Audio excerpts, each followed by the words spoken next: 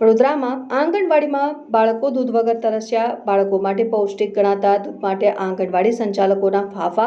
ICDSના અધિકારી કહી રહ્યા છે કે ગ્રાન્ટ નથી મળી. સાથે બરોડા ડેરી દ્વારા બાળકોને પીરસાતા દૂધના પેકેટના ભાવ ડબલ કરી દીધા છે. ઉપરાંત ફેટ સહિતની માત્રા ડબલ કરી નાખી છે, જેથી બાળકોના સ્વાસ્થ્ય અંગે પણ સવાલ ઉભા થયા છે. દૂધની ગુણવત્તા અંગે વડોદરાની MS યુનિવર્સિટીની હોમ સાયન્સ ફેકલ્ટીના અધિકારી પાસે સર્વે કરાવવામાં આવી રહ્યો છે કે વધુ પડતું ફેટ અને કેલરી બાળકો માટે હાનિકારક તો નથી ને, કારણ કે બાળકોને ડાયરિયા સહિતના રોગોની ચપેટમાં આવી શકે, જેથી સંસ્થાએ રોકજાવની પોલિસી અપનાવી છે. શહેરની 438 આંગણવાડીમાં 10,000 કરતાં વધુ બાળકો આવે છે, જેના ખોરાક, વજન અને ન્યુટ્રિશનની તકેદારી આંગણવાડી દ્વારા સામાન્ય રીતે રાખવામાં આવતી હોય છે, જ્યાં હાલ દૂધના ફાફા છે. અગાઉ આખો જૂન મહિનો બાળકોને દૂધ પીરસ્યા વગર ગયો, જેથી જુલાઈમાં 20 દિવસ દૂધના પાઉચ મળતા થાય તે હવે ફરી નાણાકીય અભાવ અને સર્વેને લઈને બંધ થઈ ગયું. આમ ફરી એક વખત બાળકોને દૂધથી વંચિત રહેવું પડે છે. છેલ્લા 4 દિવસથી ફરી એક વખત આંગણવાડીના બાળકો ફ્લેવર દૂધના પાઉચથી વંચિત. અધિકારીઓ એકબીજાને આપી રહ્યા છે ખો.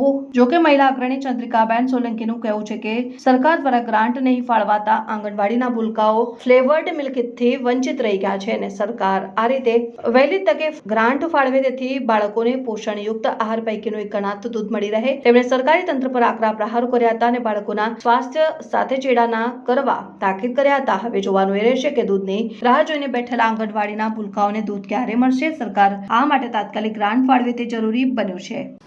હાજી બેન, કેટલી આંગણવાડીમાં દૂધ નથી પહોંચ્યું અને શું છે તકલીફ?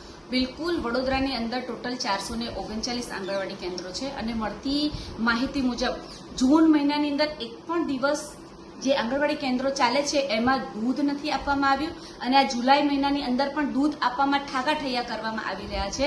હમણાં 2-4 દિવસ પહેલા દૂધ મળ્યું, વળી પાછું 23 તારીખથી દૂધ આપવામાં નથી આવ્યું. કેટલાક સમાજના હિતેચ્છુ લોકો જ્યારે વડોદરાના આરોગ્ય અમલદાર દેવેશ પટેલને મળવા માટે ગયા, ત્યારે એમણે પોતાનો લૂલો બચાવ કર્યો અને કહ્યું કે અમારી પાસે ગ્રાન્ટ નથી.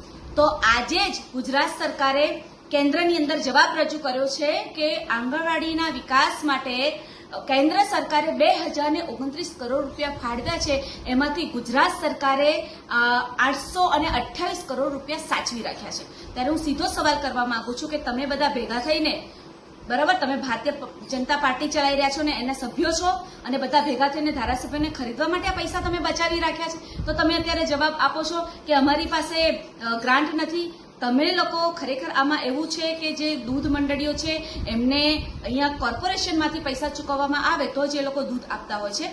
તો આ એક દુઃખદાયક બાબત કહેવાય કે આમ તો વડોદરા ભ્રષ્ટાચારથી ખદબદી રહ્યું છે, ખાડાની અંદર ખદબદી રહ્યું છે, વિશ્વામિત્રીની અંદર કરોડોનો ભ્રષ્ટાચાર લોકો એનો સામનો કરી રહ્યા છે.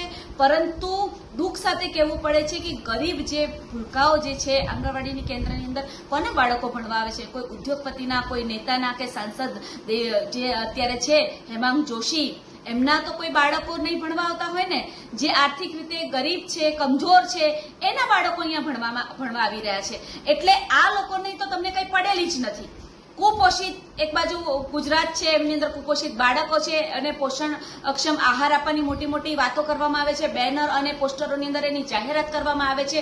પરંતુ આની અંદર જોવા જઈએ ને તો નામ આપ્યા છે નંદઘર, નામ આપ્યું છે યશોદા મૈયા. આવા રૂપાળા નામની પાછળ ખરેખર આ એક કદરૂપો ચહેરો છે કે તમે ગ્રાન્ટ નથી અમારી પાસે આવી એવું કહી અને તમારો બચાવ કરી રહ્યા છો. અને આ જે વડોદરાના ગરીબ સંતાનો છે, ગરીબ માવતરના, એ લોકોને તમે વધારે કુપોષિત કરી રહ્યા છો. કારણ કે તમને ખબર છે કે પોષણવાળા હશે, એ ભણશે, એ ગણશે તો એ આગળ આવશે અને એમનો વિકાસ થશે. તો ગુલામી તમારી કોણ કરશે? એક તમારી જે માનસિકતા છે એ માનસિકતાને બદલવાની જરૂર છે. અને આ મીડિયાના માધ્યમથી કહી દેવા માંગીએ છીએ કે તમે આ જે કરશો પોતાની મનમાની એ ચલાવી લેવામાં નહીં આવે. આવતા 24 કલાકની અંદર વડોદરાની તમામ આંગણવાડીની અંદર દૂધ પહોંચી જવું જોઈએ. જો દૂધ પહોંચે નહીં તો આવનાર દિવસમાં અમે તમારી જે કોર્પોરેશનની કચેરી છે ને એનો ઘેરાવો કરીશું.